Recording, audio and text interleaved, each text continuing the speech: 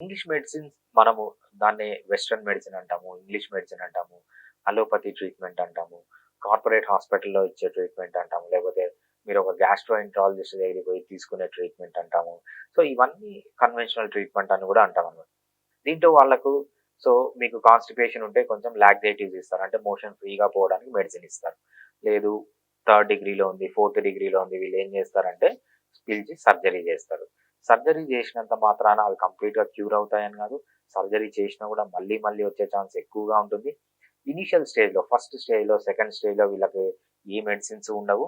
So, మీరు initial స్టేజ్‌లోనే first స్టేజ్‌లో, సెకండ్ స్టేజ్‌లో వస్తే హోమియోపతి మెడిసిన్స్ ద్వారా ఏంటంటే ఇది థర్డ్ స్టేజ్‌కి గాని, ఫోర్త్ స్టేజ్‌కి గాని పోకుండా కాపాడొచ్చు.